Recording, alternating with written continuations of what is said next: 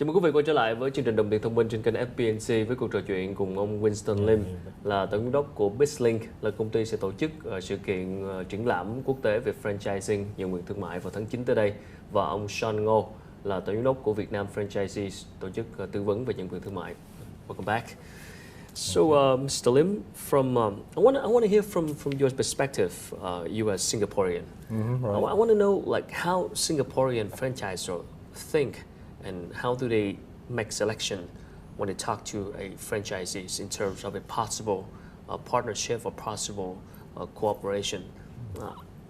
How can they decide? I mean, it's going to take a long time, and what do they look at? Okay, basically, of course, they look at their experience. Is it relevant? But I think most important of all is they're looking at the potential franchisee in terms of the chemistry as well. How they can actually work together for a long term. And they're also looking for someone reliable. Reliability is very important because it's like a marriage. And also they want to look for someone that really can understand the system and follow the system. Of course, every country is different, every market is different. So some of the franchisees may suggest some localization, but as a whole, they still hope to get someone to understand the system and follow most part of it, rather than just anyhow change the system. What is your favorite Singaporean brand, and what kind of lesson that we can learn from in terms of franchising? There are many brands that I can think of. One of them is Bread Talk. Bread Talk? Yeah, Bread Talk. I think they're here too. They are here. They are in Japan, in China. What made them so successful is they are even able to go into a certain market like China and Japan that is so difficult to enter. Japan is definitely a very difficult market to enter. I think the success actually boils down to finding. Actually, they take a long time to look for the right partner, and I'm sure they didn't really do it right the first time. But throughout the years, the commitment of the Bread Talk, the management themselves. So it's also very important. The top management must be committed to understand and to believe in the franchise and to give ongoing support to the franchisee. It's not like selling the franchise, get the money and wash hands. It's also to set up the support system in the country itself.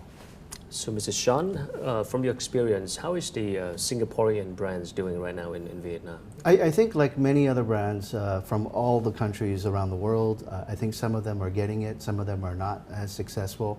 And it really just depends on, a couple of things. Are the brands and the franchisees in the local market executing well, right?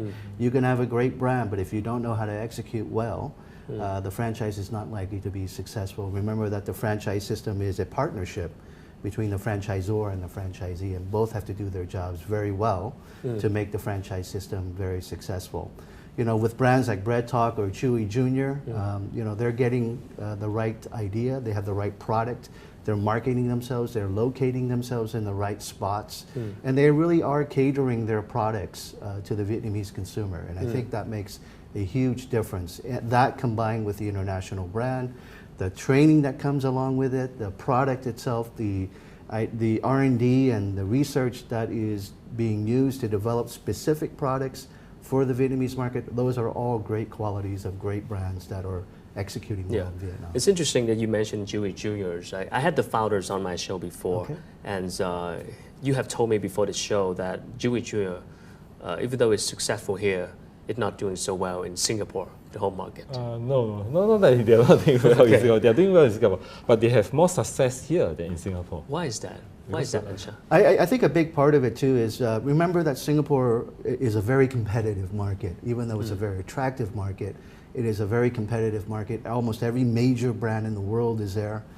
In addition to that, of course, the consumer base is still quite small, right? You have about 5.5 million people. In Vietnam, you have 93 million people growing to become 100 million in the next 5 years.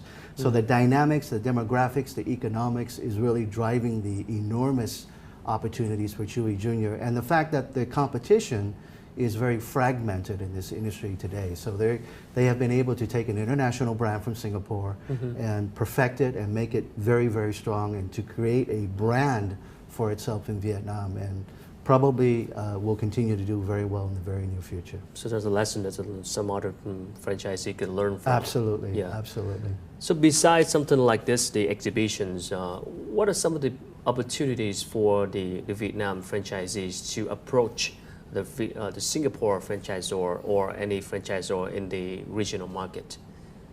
Any chance for them to approach, or? You mean existing franchise systems Yeah. that want to go out to the international go out markets? to- Of course, as you know, many Vietnamese brands, the brands that we all know, Wrap and Roll, Trung Nguyen, Highlands, many of these brands have successfully at some point entered other markets. And I think it really goes back to, again, focusing on the brand, making sure that your brand is as perfect as possible before you go overseas. Because going overseas means you have to make investments in the team to support the franchisees in these particular markets, to do the training, to do the R&D, and also to assist them with marketing and helping them to build the brand. And I think selecting the right franchisee operator is very, very important, because what we have found too many times from all over the world is that franchisors in the old days just chose anybody who had money and who said yes.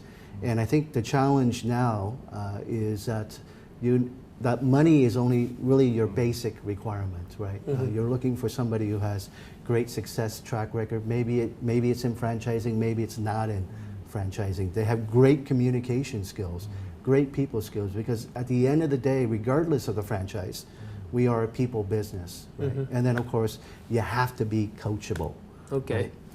So, Mr. Lim, from your experience of organizing many events like this, what is your lessons? I mean, in terms of building a community or building a good system to support the whole franchising community in Singapore that we can learn from? Because in Vietnam right now, we don't have a standard franchising community yet.